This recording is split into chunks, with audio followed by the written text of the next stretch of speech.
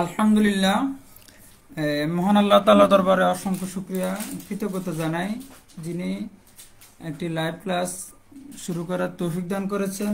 আমি 9টা বাজে শুরু করার ইচ্ছা করেছি, কিন্তু কারিগরি ত্রুটির কারণে শুরু করতে পারি নাই। আলহামদুলিল্লাহ আমরা শুরু করছি। তো আমরা জানি ফারায়েজটা একটা গুরুত্বপূর্ণ একটা সাবজেক্ট। হাদিস শরীফে আসছে নিসফুল ইলম, জ্ঞান এলেমের অর্ধেক। আসলে এটা অনেক গুরুত্বপূর্ণ, এখানে অনেক বিষয় জড়িত আছে, অনেক বিষয় সম্পৃক্ত আছে। এজন্য আমরা ফারায়েজ নিয়ে একটু আলোচনা করার চেষ্টা করছি আলহামদুলিল্লাহ। তো আমি এখানে 50টা প্রশ্ন সাজিয়েছি নিজের মতো করে, ফারায়েজের জটিল বিষয় এবং এখানে সামগ্রিক বিষয় চলে আসবে ইনশাআল্লাহ তাআলা। আমি প্রশ্ন আকারে এগুলো সাজানোর চেষ্টা করেছি, একটু আলোচনা সহ এগুলো উল্লেখ করবো ইনশাআল্লাহ তাআলা। ফারিদা শব্দটি কোরআনে কয়বার উল্লেখ রয়েছে? 6 বার।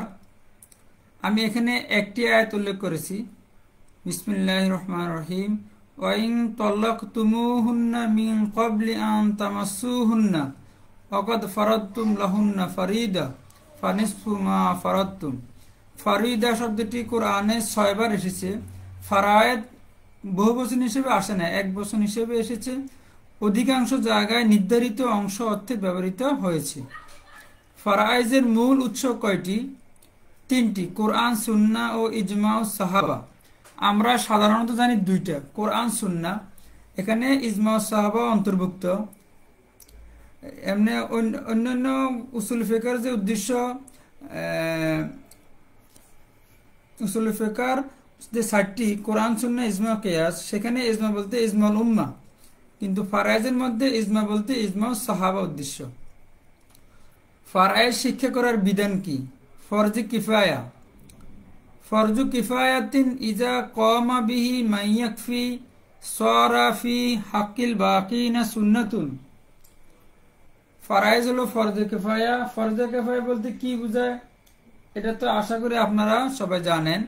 তো ইজা কামা বিহি মান ইয়াকফি, যখন ফারায়েজের ইলম অর্জন করার জন্য এমন সংখ্যক ব্যক্তি এগিয়ে আসে বা এমন সংখ্যক ব্যক্তি ইলম অর্জন করে যার দ্বারা ওই মহল্লা ওই সমাজ জন্য যথেষ্ট হয়। সরাফি হাকিল বাকিনা সুন্নাতুন, বাকিদের জন্য এটা সুন্নাত হিসেবে হবে। এটা আর কি থাকবে না, ফরজ কিফায়া থাকবে না, বাকিদের জন্য সুন্নাত হবে, সুন্নাত। আচ্ছা, ফারায়েজের রোকন। ফারায়েজের রোকন হলো মৃত ব্যক্তি, ওয়ারিস এবং পরিত্যক্ত সম্পত্তি। মৃত ব্যক্তি মাইয়েত, ওয়ারিস তো বুঝছেন উত্তরাধিকারী, আর পরিত্যক্ত সম্পত্তিকে বলা হয় তারিকা। এই 3টি বিষয়কে বলা হয় রোকন। মিরাসের শর্ত কয়টি? 3টি।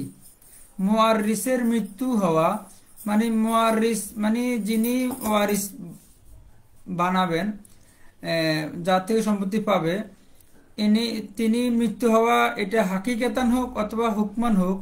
হুকমান মানে হলো নিরুদ্দেশ হওয়া, দীর্ঘদিন যাবৎ কোনো খোঁজখবর না থাকা। ওয়ারিস জীবিত থাকা, যিনি সম্পত্তির মালিক হবেন তিনি জীবিত থাকা, হাকিকাতান হুকমান, চাই বাস্তবে অথবা হুকমান হুকুমগতভাবে, যেমন গর্ভস্থ সন্তান। ও ওয়ারিস হওয়ার দিক এবং আত্মীয়তার স্তর জানা থাকা। ওয়ারিস উনি কোন দিক থেকে ওয়ারিস হইলেন, উনি কি ফিতা না দাদা না ছেলে না মেয়ে না চাচা না জ্যাঠা, এই দিক থেকে জানা, এবং আত্মীয়তার স্তর জানা, উনি কোন লেভেলের আত্মীয়, উনি 2 দিক থেকে আত্মীয় না 1 দিক থেকে আত্মীয়, উনার স্তরটা কোন পর্যায়ে, এগুলো জানা থাকতে হবে। নিকাহ, নসব ও ওয়ালা, বিবাহ, বংশ এবং ওয়ালা হলো গোলাম আজাদ, ওই আজাদকৃত গোলামের সম্পত্তিকে বলা হয় ওয়ালা। এই 3টিকে বলা হয় মিরাসের সবব। এই 3টি পাওয়া গেলে মিরাসের বিষয় আসবে। আচ্ছা, বংশ বা আত্মীয়তা কত প্রকার? 3 প্রকার। কারাবাত বা নসব। নসব হলো বংশ, কারাবাত হলো আত্মীয়তা। তার 3 প্রকার। আল উসুল, অল ফুরু, অল হাওয়াশি। আল উসু অল ফুরু অল হাওয়াশি, এই তিনটাকে বলা হয় আত্মীয়তার প্রকার। আল উসুল হলো পূর্বপুরুষ, মৃত ব্যক্তির পিতা, দাদা, পরদাদা। আল ফুরু হলো শাখা, বংশধর, মৃত ব্যক্তির ছেলে, মেয়ে, পুত্রের ছেলে মেয়ে ইত্যাদি। অল হাওয়াশি হলো ফাঁস ওয়ারিস, উপরে না নিচে না ফাঁসে, যেমন ভাই, চাচা, ভাতিজা এরা। সহোদর ভাই কোন প্রকারের আত্মীয়, এটা হলো হাওয়াশি, যেহেতু সে উসুল না, ফুরু না, পুরুষ না, বংশধর না, সে ফাঁসবর্তী ওয়ারিস, ফাঁস ওয়ারিস। পিতা তার পুত্রকে হত্যা করলে নিম্নের কোনটি পিতার উপর বর্তাবে? আমরা জানি কোন ব্যক্তি অন্যায়ভাবে কাউকে হত্যা করলে তার উপর কেসাস ওয়াজিব, কিন্তু পিতার ক্ষেত্রে ইসলাম শরীয়ত ভিন্ন বিধান রেখেছেন। পিতার সম্মানার্থে পুত্রকে হত্যা করার দ্বারা কেসাস ওয়াজিব হবে না, কিন্তু সম্পত্তি থেকে বঞ্চিত হবে। পুত্র কোন প্রকারের ওয়ারিস? পুত্র হলো আসাবা। আমরা জানি জবিল ফুরুজ বা আসহাবুল ফুরুজ 12 জন, 12 জনের মধ্যে পুরুষ 4 জন, মহিলা 8 জন। এই 4 জন পুরুষের মধ্যে পুত্র বা পুত্র এরা নাই, তো পুত্র হলো আসাবা। তো আসাবার মধ্যে আর প্রকার আছে। পুত্র হলো আসাবা বিনাফসিহি, যিনি স্বয়ং আসাবা।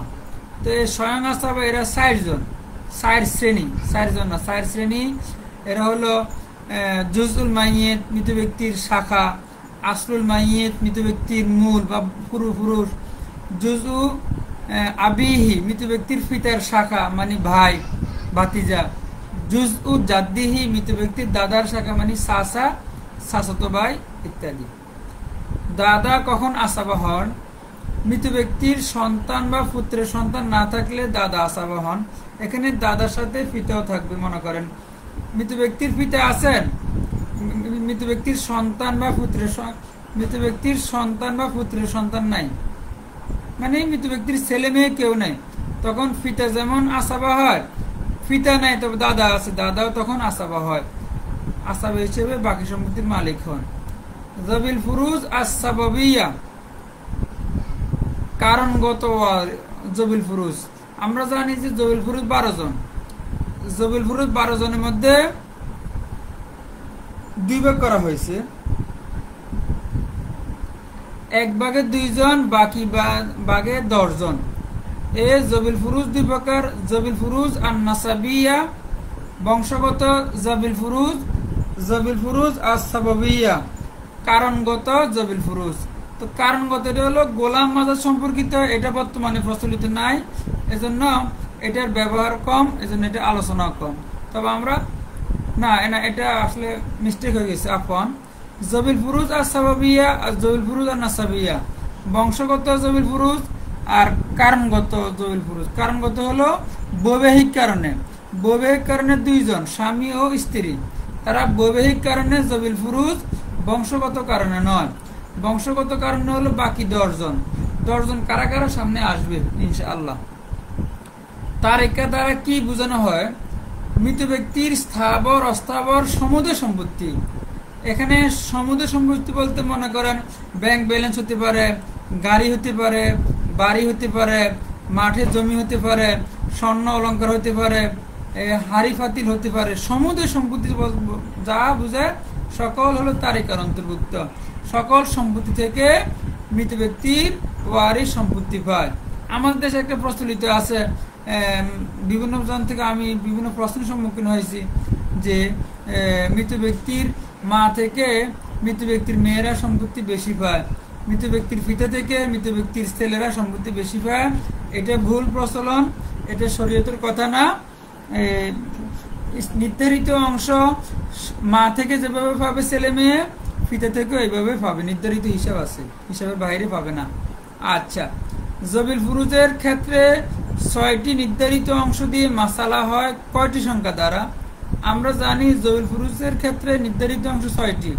নিসফ, রুবু, সুমুন, সুলুসানে, সুলুস, সুদুস। নিসফ হলো 2/1, রুবু 4/1, সুমুন 8/1, সুলুসান 3/2, সুলুস 3/1, সুদুস 6/1। নির্ধারিত অংশ 6টি।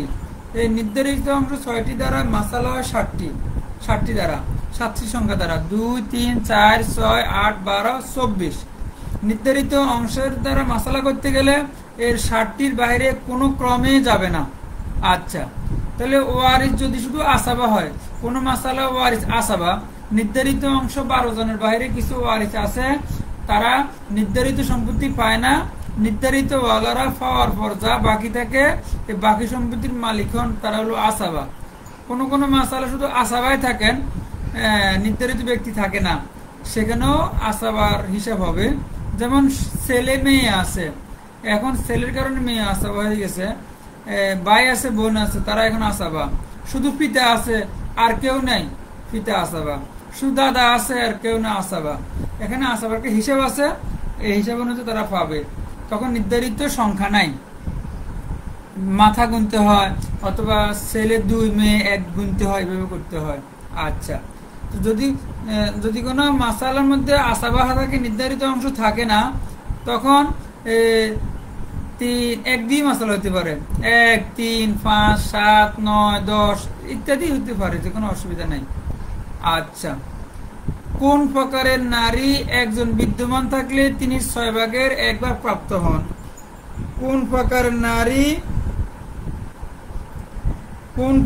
নারী একজন বিদ্যমান থাকলে তিনি 6/1 প্রাপ্ত হন, মানে সুদুস পান। আমরা সাধারণত জানি নারী একজন থাকলে নিসফু পায়, মানে 2/1 পায়। নারী একাধিক থাকলে 3/2 মানে সুলুসান পায়। কিন্তু বৈপিত্রীয় বোন মানে কত হলো, যে বোনের পিতা ভিন্ন, মা এক, মানে এক বোন মারা গেছে, আরেক বোন জীবিত আছে, তো এই 2 বোনের মধ্যে সম্পর্ক হলো বৈপিত্রীয় বোন সম্পর্ক। এই 2 বোনের পিতা 2 জন, কিন্তু 2 বোনের মা এক। এই মায়ের 2 জায়গায় বিবাহ হয়েছিল, হ্যাঁ, এই কারণে 2 সংসারে তার 2টা মেয়ে হয়েছিল, এর হলো বৈপিত্রীয় বোন। তো এই বৈপিত্রীয় বোন যদি কোনো একজন থাকে, সে 6/1 পায়, সে 2/1 পায় না। আচ্ছা, দেখেন সহোদরা বোন, বৈমাত্রীয় বোন হলো এখানে পিতা 1 জন, মা 2 জন। এই পুরুষ 2 জন মহিলার সাথে তার বিবাহ হয়েছে, 2 সংসারে তার 2টা মেয়ে হয়েছে। এই 2 মেয়ের সম্পর্ক হলো বৈমাত্রীয়, তার মা ভিন্ন, পিতা 1 জন, বৈমাত্রীয় বোন। পুত্রের কন্যা একজন বিদ্যমান থাকলে 2/1 প্রাপ্ত হয়। স্ত্রী একজন হোক বা একাধিক হোক, তারা অবস্থা ভেদে 4/1 বা 8/1 প্রাপ্ত হয়। মাতা অবস্থা ভেদে 6/1, 3/1, সুলুস বাকি প্রাপ্ত হয়। দাদি নানি একজন হোক বা একাধিক হোক 6/1 প্রাপ্ত হন। এই কথা বলার উদ্দেশ্য হলো, এই যে আমি কন্যাদের মহিলাদের অবস্থা নিয়ে আসলাম, এইসব ক্ষেত্রে শুধু বৈপিত্রীয় বোন ছাড়া বাকি কোন নারী কি হয় না, একজন হলে 6/1 পায়, একাধিক হলে বেশি পায়, এরকম হয় না। দাদিটা ভিন্ন, দাদি একজন হোক বা একাধিক হোক 6/1 পায়, কিন্তু বৈপিত্রীয় বোন একজন থাকলে 6/1 পায়, একাধিক থাকলে 3/1 পায়। এই হিসেবে বৈপিত্রীয় বোন ভিন্ন। এটা হালতের মধ্যে আলোচনা আছে আর কি। মাতা কয়টি মাসালা সুলুস মা বাকি পায়? মায়ের হালত 3টি, তার মধ্যে একটি হালত হলো সুলুস মা বাকি, মানে বাকি সম্পত্তির 3/1। স্বামী অথবা স্ত্রীকে দেওয়ার পর যদি কোনো সম্পত্তি বাকি থাকে, এই বাকি সম্পত্তির 3/1 মা পায়। তো এই মাসালা 2টি মাসালায় এটা হয়ে থাকে, যে মাসালায় পিতা মাতা থাকে আর স্বামী থাকে, অথবা যে মাসালায় পিতা মাতা থাকে আর স্ত্রী থাকে। এই 2টা মাসালাই আছে, আর কোনো মাসালা এই হালতের মধ্যে নেই। এই মাসালা কি করতে হয়, স্বামীকে তার অংশ দিয়ে যা বাকি থাকে তার 3/1 মা পাবে, অথবা স্ত্রীকে তার অংশ দেওয়ার পর যা বাকি থাকে তার 3/1 স্ত্রী পাবে। আচ্ছা, নারী কখন সমুদ্র সম্পত্তির মালিক হয়? রদের মাসালায় আমরা জানি নারীর সমুদ্র সম্পত্তির 3/1 প্রাপ্ত হয়। সমুদ্র সম্পত্তির একজন একাধিক হলে তারা 3/2 পায়। এটা জবিল ফুরুজের মাসালার ক্ষেত্রে নারী 3/2 বেশি পায় না। কিন্তু রদের মাসালার ক্ষেত্রে যেখানে সম্পত্তি নেওয়ার মতো লোক থাকে না, তখন তাদের উপর পুনরায় বন্টন করতে হয়। এই মাসালায় নারীর সমুদ্র সম্পত্তি পেতে পারে। যেমন মনে করেন কোন মাসালায় শুধু নারী আছে 2 জন বা 3 জন, আর কেউ নাই, মৃত ব্যক্তির ভাই বোন চাচা জ্যাঠা দাদা নানি কেউ নাই, শুধু কন্যা 3 জন আছে, মৃত ব্যক্তির স্ত্রীও নাই, মৃত ব্যক্তির পিতাও নাই, কেউ নাই, তখন এই কন্যারা সকল সম্পত্তি পেয়ে যাবে। আচ্ছা, যদি চাচা থাকে বাতিজা থাকে তখন আর এই মশলা হবে না। আচ্ছা, মৃত ব্যক্তির আচ্ছা এটা পুত্রের কন্যার সাথে বৈমাত্রী বোন থাকলে কতটুকু সম্পত্তি পাবে? পুত্রের কন্যার সাথে বৈমাত্রী বোন থাকলে কতটুকু সম্পত্তি পাবে? আসাবা হবে। আমরা জানি কন্যা বা পুত্রের কন্যার সাথে সহদরা বোন মানে আপন বোন বা বৈমাত্রী বোন মানে যে বোনদের মা ভিন্ন, তারা থাকলে এই বোনরা আসাবা হয়। আসাবা মাল গায়ের, অন্যের সাথে আসাবা মানে কন্যা বা পুত্রের কন্যার সাথে আসাবা হয়। মৃত ব্যক্তির ফুফু কোন প্রকারের উত্তরাধিকারী? মৃত ব্যক্তির ফুফু কোন প্রকার উত্তরাধিকারী? জাবিল আরহাম। আমরা জানি যে উত্তরাধিকারী বা ওয়ারিস কয়েক স্তর আছে। জবিল ফুরুজ আছে, আসাবা আছে, আহালুর রদ মান ইউরদ্দু আলাইহি আছে, জবিল আরহাম আছে, আরো আছে। জাবিল আরহাম হলো যাদের নির্ধারিত অংশ নাই, যারা আসাবার মালিক না, তারা হলো জাবিল আরহাম।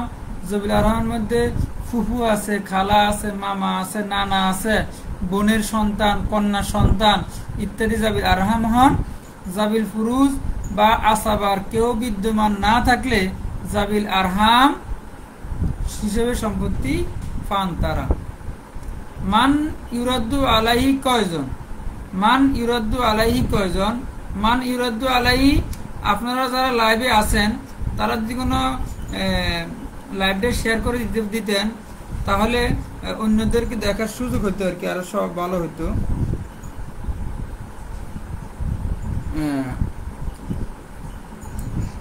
তো যেটা বলতে চাচ্ছিলাম, মান ইউরাদ্দু আলাইহি কয়জন? মান ইউরাদ্দু আলাইহি হলো, অনেকে জানে মান ইউরাদ্দু আলাইহি হলো 10 জন। আসলে এটা সহি কথা না, সহি কথা হলো মান ইউরাদ্দু আলাইহি হলো 8 জন। তো 8 জন কিভাবে আমি এখন বলতেছি।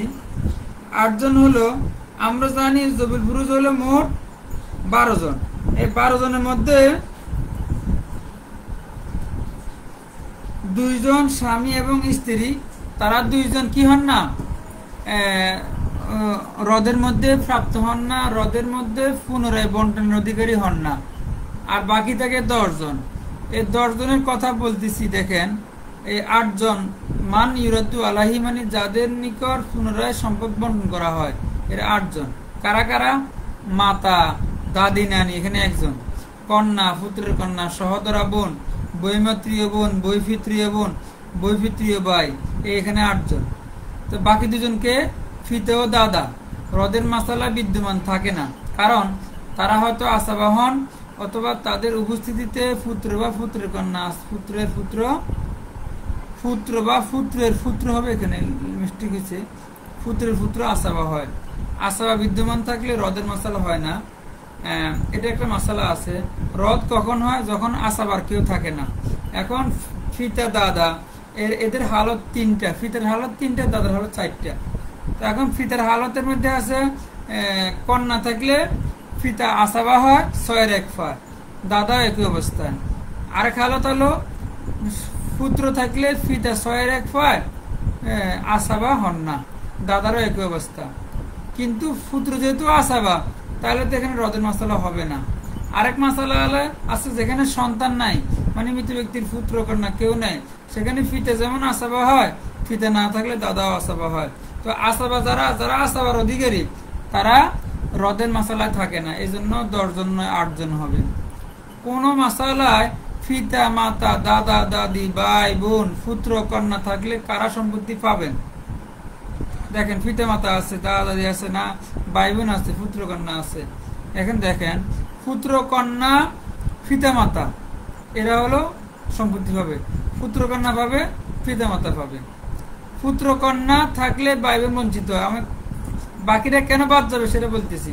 পুত্র কন্যা থাকলে ভাই বোন পায় না, এটা বঞ্চিত, মাহরুম হয়। পিতা থাকলে দাদা মাহরুম হয়, মা থাকলে দাদি মাহরুম হয়। তাহলে এরা বাদ হয়ে গেল। তো বাকি থাকে কজন? পুত্র কন্যা পিতা মাতাকে, ওনারা বাদ হয়ে যায়। কোন মাসালায় নিহত ব্যক্তিকে হত্যাকারী পুত্র এবং নিহত ব্যক্তির পিতা জীবিত থাকলে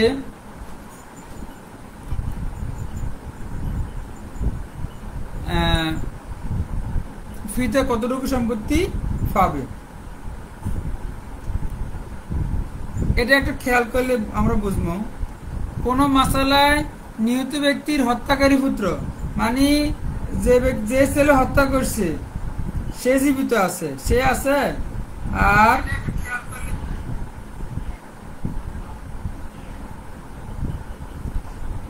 যে হত্যা করছে কাতিল সে জীবিত আছে, এবং যিনি নিহত তার পিতা জীবিত আছে, মানে হত্যাকারীর দাদা জীবিত আছে। মৃত ব্যক্তির পিতা, মৃত ব্যক্তির সন্তান, সন্তানরা হত্যাকারী। তো হত্যাকারী সন্তান থাকলে সে সম্পত্তি পায় না, এবং তার উপস্থিতিও কোনো কাউন্ট হয় না, তার উপস্থিতি কোনো প্রভাব বিস্তার করে না। এই কারণে এখানে শুধু পিতা বিদ্যমান আছে এটাই ধরা হবে, মানে মৃত ব্যক্তির পিতা আর কি। নিহত হত্যাকারীর দাদা, মৃত ব্যক্তির পিতা। তো পিতা কখন আসাবা হয়? যখন মৃত ব্যক্তির সন্তান না থাকে। সন্তান বলতে এখানে তো পুত্র আছে, সে তো হত্যাকারী, এজন্য পিতা থাকিও না থাকার মতো। নিহত ব্যক্তির হত্যাকারী পুত্র নিজে বঞ্চিত হবে এবং তার উপস্থিতি অন্যদের মধ্যে কোনো প্রভাব ফেলবে না। মৃত ব্যক্তির সন্তান না থাকলে পিতা তখন আসাবা হবেন। আচ্ছা, দুইজন কন্যা থাকলে পুত্রের কন্যা কতটুকু সম্পত্তি পাবে? দুইজন কন্যা থাকলে আমরা জানি কন্যার সাথে পুত্র কন্যাও জবিল ফুরুজ হয়। কখন হয়? যখন কন্যা একজন থাকে, কন্যা কেউ নেই, তখন পুত্রের কন্যা একজন থাকলে 2/1 পায়, একাধিক থাকলে 3/2 পায়। কিন্তু যখন কন্যা থাকে, কন্যা একজন থাকলে পুত্রের কন্যা 6/1 পায়। কিন্তু কন্যা যখন একাধিক থাকে তখন পুত্রের কন্যা সম্পত্তি পায় না। দেখেন তারা বঞ্চিত হবে কেন? জবিল ফুরুজের ক্ষেত্রে নারীগণ সর্বোচ্চ 3/2 পাবে, যেটা আমি আগে বলেছি। এখানে কন্যাগণ 3/2 পায়, তাই আর বাকি সম্পত্তি থাকে না। তাই পুত্রের কন্যার জন্য সম্পত্তি বাকি থাকে না, সম্পত্তি বাকি যেহেতু থাকে না তারা পাবে না। মৃত ব্যক্তির পিতা বিদ্যমান থাকলে সহোদরা বোন কতটুকু সম্পত্তি পাবে? মৃত ব্যক্তির পিতা থাকলে সহোদরা বোন বঞ্চিত হবে, কারণ মৃত ব্যক্তির পিতা, দাদা, পুত্র, পুত্রের পুত্র বা নিম্ন স্তরের কোন পুত্র বিদ্যমান থাকলে সহোদরা বোন বঞ্চিত হয়। সহোদরা বোনের হালত 5টি। এই সহোদরা বোনের হালত 5টির মধ্যে 5 নম্বর হালত হলো বঞ্চিতের হালত। মৃত ব্যক্তির পিতা, দাদা, মৃত ব্যক্তির পুত্র, পুত্রের পুত্র, নিম্ন স্তরের পুত্র থাকলে মৃত সহোদরা বোন বঞ্চিত হবে। আচ্ছা, 3টি হালতের অধিকারী জবিল ফুরুজ কয়জন?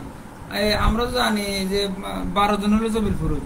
12 জনের যদি আপনি হালত হিসাব করেন 43টা হয়।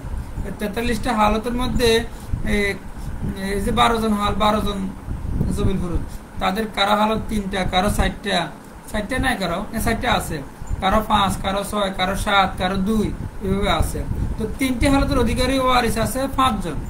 পিতার হালত 3টা, মায়ের হালত 3টা, কন্যার হালত 3টা, বৈপিতৃ ভাইয়ের হালত 3টা, বৈপিতৃ বোনের হালত 3টা, এখানে 5 জন হয়।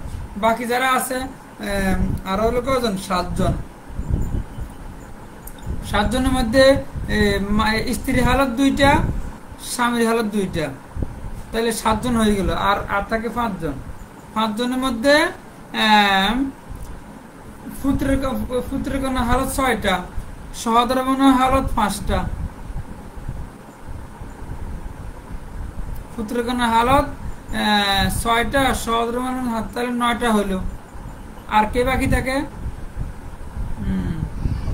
সহোদর বোনের হালত 5টা, বৈমাতৃ বোনের হালত 7টা। কেমন? এভাবে 12 জন হিসাব হয়ে যাবে আর কি। আচ্ছা, আসাবা বিল গাইর কয় প্রকার নারী? আসাবা আছে আসাবা বিনাফসিহি, আসাবা বিন নাফসি, আসাবা বিল গাইর, আসাবা মাল গাইর। হ্যাঁ, এগুলা কিসের প্রকার? এগুলো হলো আসাবা আর নাসাবিয়া, বংশগত আসাবার প্রকার। আসাবা বিল গাইর মানে অন্যের দ্বারা আসাবা। এরা 4 প্রকারের নারী। এরা কারা? কন্যা, পুত্রের কন্যা, সহোদরা বোন, বৈমাত্রীয় বোন। এই 4 প্রকারের নারী। এরা জবিল পুরুষ ছিল, কিন্তু তারা তাদের বাইদের দ্বারা আসাবা হয়। মানে কন্যার সাথে পুত্র আছে, পুত্রের কন্যার সাথে পুত্রের পুত্র আছে, সহোদরা বোনের সাথে সহোদরা ভাই আছে, বৈমাত্রীয় বোনের সাথে বৈমাত্রীয় ভাই আছে। যদি থাকে, ভাই বোনকে আসাবা বানিয়ে দিবে, তখন সম্পত্তি কিভাবে হবে? ভাই 2 টাকা পালে বোন 1 টাকা পাবে, মানে ভাই বোনের ডবল পাবে। আর এটা হলো আসাবা বিল গাইর, অন্যের দ্বারা আসাবা। চাচা কোন প্রকারের আসাবা? মানে আম্মুন, এটা স্বয়ং আসাবা। এটা স্বয়ং আসাবার প্রকার আর কি। আসাবা বিন নাফসির প্রকার, আসাবা বিন নাফস 4 প্রকার। জুজুল মাইয়েত, আসলুল মাইয়েত, জুজু আবিহি, জুজু জাদ্দিহি। তো এখানে জুজু জাদ্দিল মাইয়েত, দাদা হলো মৃত ব্যক্তির দাদার শাখা। মানে আপনার চাচা হলো আপনার দাদার বংশধর, আপনার বংশধর না, আপনার দাদার অংশ। এইটা হলো দাদার অংশ। কোন মাসালায় দাদা, সহোদরা বা সহোদর ভাই, চাচা বিদ্যমান থাকলে কে সম্পত্তি পাবেন? কোন মাসালায় দাদা আছে, সহোদর ভাই আছে, চাচা আছে, কে সম্পত্তি পাবে? সহজ উত্তর, দাদা পাবে। কারণ এই মাসালার দাদা হলেন আসলুল মাইয়েত। এখানে 3 জন আসাবা, দাদা যেমন আসাবা, সহোদর ভাই আসাবা, চাচা আসাবা। তবে আসাবা হইলেও কে অগ্রাধিকার পায়, এটা মাসালা আছে। এই মাসালা দাদা হলেন স্বয়ং আসলুল মাইয়েত, মৃত ব্যক্তির পুরুষ মূল। সহোদর ভাই জুজু আবিল মাইয়েত, মৃত ব্যক্তির পিতার শাখা। মানে আপনার ভাই হলো আপনার পিতার শাখা, আপনার শাখা না, তো হলো পিতার শাখা। চাচা হলো জুজু জাদ্দিল মাইয়েত, দাদার শাখা। তো এখানে তো যেহেতু 3 প্রকারের মধ্যে অগ্রগণ্য হলো আসলুল মাইয়েত, আসলুল মাইয়েত এই পিতা কি পাবে? দাদা অগ্রাধিকার পাবে, অন্যরা অগ্রাধিকার পাবে না, অন্যরা বঞ্চিত হবে। এমন না যে দোষ আছে, দোষ না। এখানে তার চেয়ে আরো হকদার এখানে বেশি আছে, এই কারণে বাকিরা বঞ্চিত হবে। কোন প্রকারের বোন আসাবার অন্তর্ভুক্ত নয়? বোনদের মধ্যে বৈপিত্রীয় বোন আসাবার অন্তর্ভুক্ত নয়। দেখেন, জবিল পুরুষ 12 জনের মধ্যে স্বামী আছে, বৈপিত্রীয় ভাই আছে, মা আছে, দাদি নানি আছে, স্ত্রী আছে, বৈপিত্রীয় বোন। এরা কখনো আসাবা হয় না। খেয়াল করবেন, ভালো করে খেয়াল করবেন। স্বামী, স্ত্রী, বৈপিত্রীয় ভাই, বৈপিত্রীয় বোন, এরপরে দাদি নানি, হ্যাঁ, মা, এরা কখনোই আসাবা হয় না। এরা নির্ধারিত অংশের মালিক হয়। আর বাকি 6 জন জবিল পুরুষ অবস্থাভেদে আসাবা হন। বাকি 6 জন কে থাকে?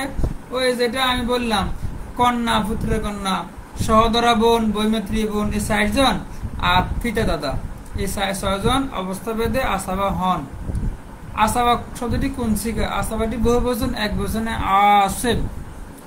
আসাবা মাল গাইর এর অন্তর্ভুক্ত ওয়ারিসগণ কাদের সাথে আসাবা হন? আসাবা বিল গাইর অন্তর্ভুক্ত ওয়ারিসগণ কাদের সাথে আসাবা হন? কন্যা ও পুত্র কন্যার সাথে। এটা নিয়ম আছে। আসাবা বিল গাইর মানে অন্যের সাথে আসাবা। কন্যা বা পুত্র কন্যার সাথে সহোদরা বোন, বৈমাত্রী বোন আসাবা হন। হ্যাঁ, এই কথাটা আছে। আসাবা বিন নাফস এর মধ্যে কারা অগ্রগণ্য? মানে স্বয়ং আসাবা, যেটা বললাম, আসাবা বিন নাফস 4 প্রকার। জুজুল মাইয়েত, মৃত ব্যক্তির শাখা, আসলুল মাইয়েত, মৃত ব্যক্তির মূল, জুজু আবিহি, মৃত ব্যক্তির পিতার শাখা, জুজু জাদ্দিহি, মৃত ব্যক্তির দাদার শাখা। হ্যাঁ, এই 4 প্রকারের মধ্যে 1 নম্বর হলো মৃত ব্যক্তির শাখা, মানে মৃত ব্যক্তির পুত্রের পুত্র বা নিম্নস্তরের পুত্র বিদ্যমান থাকলে বাকি 3 প্রকার আসাবা বিন নাফস এর উপর অগ্রাধিকার পাবে। 12 জন জবিল ফুরুজের মধ্যে কয়জন কখনো আসাবা হয় না, যেটা আমি একটু আগে বলছিলাম 6 জন, স্বামী স্ত্রী, হ্যাঁ, মা দাদি নানি, বৈপিত্রীয় বোন, বৈপিত্রীয় ভাই। আচ্ছা, নারীর তুলনায় পুরুষগণ সম্পত্তি বেশি পায়, কারণ কি? পুরুষের দায়িত্ব বেশি, এই কারণে। আপনারা খেয়াল করবেন যে মাসালার মধ্যে পুরুষের দায়িত্বের বিষয় আছে, সেই মাসালায় পুরুষের সম্পত্তি বেশি পায়। যেমন কোন মাসালা ফিতা পুত্র বিদ্যমান আছে, এখানে পুত্র বেশি হবে, কারণ এখানে পুত্রের দায়িত্ব বেশি। ফিতা বয়স হয়ে গেছে, বা ফিতা বয়স না হলেও ভবিষ্যৎ পুত্রই দেখবে, এ কারণে ফিতা পুত্র সম্পত্তি বেশি পায়। শুধু ফিতা আছে, পুত্র নাই, তখন ফিতায় দায়িত্বশীল, এখন এই ফিতা সম্পত্তি বেশি পাবে। কন্যা আছে, ফিতা আছে, কিন্তু ফিতা পাবে, কারণ ফিতা দায়িত্ব বেশি থাকে। অপরদিকে দেখেন বৈপিত্রীয় ভাই, এরা দায়িত্বশীল হয় না, এরা হলো আরেক বংশের, তো এদেরকে অল্প সম্পত্তি দেওয়া হয়, এরা আসাবা হিসেবেও পায় না। আচ্ছা, কন্যা 2 জন থাকলে 3 ভাগের 2 ভাগ পাবে। এই ফয়সালা কিসের ভিত্তিতে নেওয়া হয়েছে, এটা খেয়াল করেন। আমরা তো এমনি জানি কন্যা 1 জন থাকলে অর্ধেক, একাধিক থাকলে 3-এর 2, একাধিকের মধ্যে 2ও আছে, 3, 4, 5, 6, 7, 8 সব আছে। এখন পবিত্র কোরআনে যা বলা হয়েছে, যদি কোনো তারা 2-1-এর অধিক হয়, 2-এর অধিক হয়, হ্যাঁ, ফকাস না তাইন 2-এর অধিক হয়, তখন 3 ভাগের 2 ভাগ পাবে। 2 জন হইলে কত ভাবে, এটা কোরআনেও না নাই, হাদিসেও নেই। তো সাহাবায়ে কেরাম এটা নিয়ে একমত হয়েছিলেন যে 2 জন কন্যা, 2 জন বোন, 2 জন পুত্র কন্যা থাকলে তারা 3 ভাগের 2 ভাগ পাবে, এটা সাহাবাদের ইজমা। হাসবুন বিল আশখাস, ব্যক্তির দ্বারা বঞ্চিত হওয়া, এটা কয় প্রকার? 2 প্রকার। হাসবুল হেরমান, হাসবুল নোকসান। হাসবুল হেরমান মানে পুরোপুরি বঞ্চিত হওয়া, হাসবুল নোকসান আংশিক বঞ্চিত হওয়া। মানে সম্পত্তি দোষ, এখানে কোনো দোষের কিছু না, তার থেকে অধিক হকদার এখানে হাজির হয়ে গিয়েছে, এই কারণে সে পাবে না। মনে করেন ফিতা আছে, দাদা আছে, উভয়জন আছে, এখন এখানে দাদার কোনো দোষ নাই, এখন ফিতা দাদার থেকে অগ্রগণ্য, এখানে ফিতা সম্পত্তি পাবে, দাদা পাবে না। দোষের কারণে না, দাদা একটু পরের স্তরে, এই কারণে দাদা পাবে না। আর হজবুল নোকসান হলো আংশিক কমিয়ে দেওয়া, এখানে কোনো দোষের কারণে না, তার চেয়ে আরো হকদার এখানে বিদ্যমান আছে, অথবা ওয়ারিস বেশি উপস্থিত হয়ে গিয়েছে, এই কারণে অংশ কমে গেছে। আচ্ছা, কয়জন ওয়ারিস কখনো হজবুল হিরমানের অন্তর্ভুক্ত হয় না? হজব মানে বঞ্চিত হওয়া, হালতের মধ্যে এগুলো আলোচনা গেছে যে কার উপস্থিতিতে কে সম্পত্তি পায় না, কে কতটুকু পায়, কতটুকু বাদ যাচ্ছে, এগুলা। তো 6 জন জবিল ফুরুজ আছে, এরা কখনোই বাদ যাবে না, ফিতারে কেউ বাদ দিতে পারবে না, মা কোনোদিন বাদ যাবে না, পুত্র বাদ যায় না, কন্যা বাদ যায় না, স্বামী বাদ যায় না, স্ত্রী বাদ যায় না, তারা তাদের একটা অংশ পেয়ে থাকে, এখানে কেউ হস্তক্ষেপ করতে পারে না। কোন প্রকার ওয়ারিস কাউকে বঞ্চিত করতে পারে না, এবং অন্য কেউ তাদেরকে বঞ্চিত করতে পারে না। ওই হজবের আলোচনার মধ্যে আছে, কিছু কিছু ওয়ারিস আছে তারা নিজেরা অন্যকে বঞ্চিত করে, অন্যরাও তাকে বঞ্চিত করে। কিছু কিছু ওয়ারিস আছে তারা অন্যকে বঞ্চিত করে, কিন্তু অন্যরা তাকে বঞ্চিত করতে পারে না। স্বামী স্ত্রীর বিষয়টা হলো এরকম, এরা কাউকে বঞ্চিত করে না, কেউ তাদেরকে বঞ্চিত করে না, এরা নিরীহ প্রাণীর মতো থাকে, কাউকে বাদ দেয় না, তারা কাউকে বাদ দেয় না। আচ্ছা, হজবুল নোকসান কত প্রকার? হজবুল নোকসান 2 প্রকার। হজবুল নোকসান বিল ইন্তেকাল, হজবুল নোকসান বিল ইজতিহাম। ইন্তেকাল হলো স্থানান্তরের মাধ্যমে সম্পত্তি কম হওয়া, আর ইজতিহাম হলো ভিড় লাগার কারণে সম্পত্তি কম হওয়া।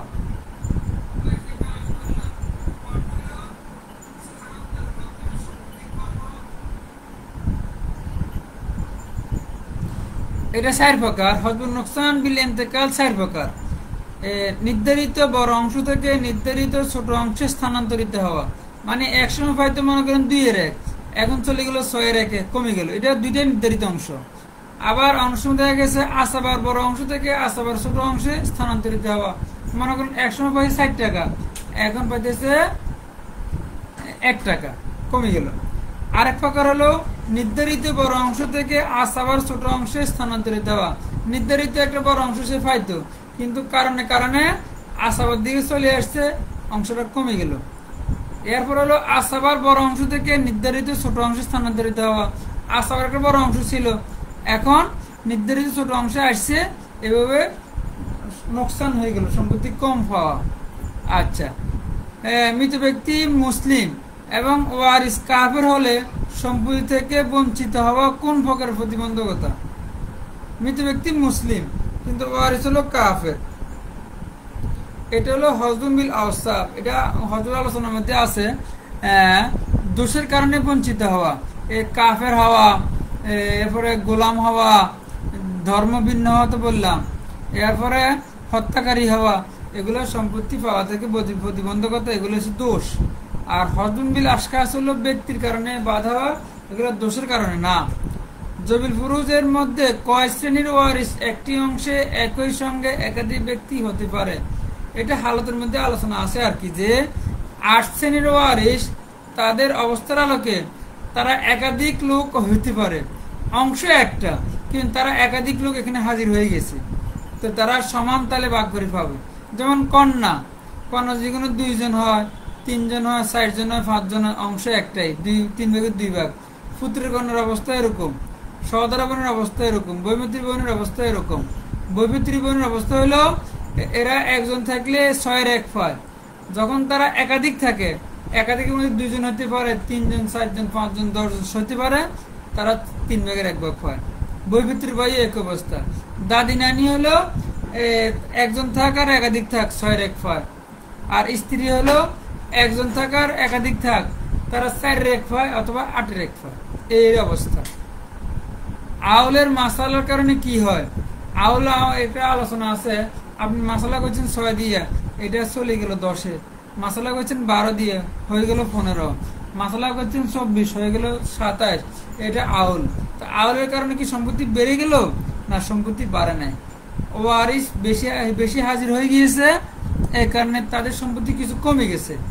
যেখানে ওয়ারিস বেশি, সেখানে তো অংশ কমেছে। সম্পত্তি তো আর বাইরে থেকে আনবে না, সম্পত্তি যেটা আছে এটাই দিবে, তবে একটু কম হয়ে যাবে সবার অংশের মধ্যে। মনে করেন একটা 1 খণ্ড জমি, এটা একসময় ছিল 6 ভাগ, 6 ভাইকে দিলেন, এখন 7 ভাই আসে গেছে, এখন সম্পত্তি তো হলো 6 ভাগ। আপনি এটা কি করবেন? এখন ওই 6 খণ্ডে 7 ভাগ করতে হবে, এখন সবার থেকে অংশ কমে গেছে, এরকম আর কি। আচ্ছা, তাসির কারণে কি হয়? ওয়ারিসগণের সম্পত্তি ফুরের অবস্থা থাকে। তাসি হলো ভগ্নাংশ দূর করা। সম্পত্তি দেওয়ার কাছে কোনো ভগ্নাংশ আসে, মনে করেন সম্পত্তি হলো 2 টাকা, তারা হলো 3 বোন, এখন ভগ্নাংশ হয়ে যাবে। ভগ্নাংশ দূর করার একটা সুরত আছে, সুরতটা হলো তাসি। এর কারণে কোনো সম্পত্তি বাড়েও না, কমে না। কয়েকটি সংখ্যায় আউল হয় না? 60টি সংখ্যায় আউল হয় না। 2, 3, 4, 8। আর 3টি সংখ্যা আউল হয় 6, 12, 24। 12 জন জবিল ফুরুজের হালত সর্বমোট কয়টি? 43টি, যেটা আমি বললাম। আপনারা যেগুলো হিসাব করতে পারেন, ফিতা 3, দাদা 4, স্বামী 2, বৈপিত্রীয় ভাই 3, এরপরে স্ত্রী 2, কন্যা 3, পুত্র কন্যা 6, সহোদরা বোন 5, বৈমিত্রী বোন 7, এরপরে আসেন মা 3, দাদি নানি 3, এরপরে বৈপিত্রীয় বোন 3। যখন আপনি যোগ করবেন 43টা হবে 12 জনের। কয়জন জবিল ফুরুজ তাদের অবস্থা ভেদে 6 ভাগের 1 ভাগ প্রাপ্ত হয়? 8 জন। যেমন ফিতা 6-এর 1 পায় অবস্থার আলোকে, দাদা পায়, মা, দাদি নানি, পুত্র কন্যা, বৈমিত্রী বোন, বৈপিত্রী, সব হালতের মধ্যে আলোচনা আছে, তো এখানে সব আছে। আচ্ছা, আউলের প্রচলন কখন থেকে শুরু হয়? আউলের প্রচলন হযরত ওমর ফারুক রাদিয়াল্লাহু তাআলা থেকে শুরু হয়। হ্যাঁ, কারণ হলো এই আউলটার প্রচলন নবীজির সময় ছিল না, আবু বকর রাদিয়াল্লাহু তাআলার সময় ছিল না। তখন কি হয়েছিল? ওমর ফারুক রাদিয়াল্লাহু তাআলা আমলে একজন ব্যক্তি একটা মাসালা নিয়ে আসছে, মৃত ব্যক্তির স্ত্রী জীবিত, স্বামী জীবিত আছে আর দুইজন সহোদরবোন জীবিত আছে। এই মাসালা করতে গিয়ে দেখা যায় স্বামীকে দিতে হয় অর্ধেক, তাহলে 3 পায় সে, আর বোন আছে একাধিক, 3 ভাগের 2 ভাগ দিতে হয় 4 নির্ধারিত অংশ, 4 3 7 হয়ে যায়। এখন সম্পত্তি হলো 6, 7 হয়ে গেল, এখন কি করবে? জামিলা হয়ে গেল। এখানে সাহাবায়ে কেরাম নিয়ে একটা মজলিস হয়েছে, ওই মজলিসে তারা হিসাব করছে 6 এর 7 করতে হবে, তখন মাসালা মিলে যাবে। এটাই আওয়াল। সহোদরা বোন কোন প্রকার আসাবিল গাইর আলোচনা পিছনে গেছে, না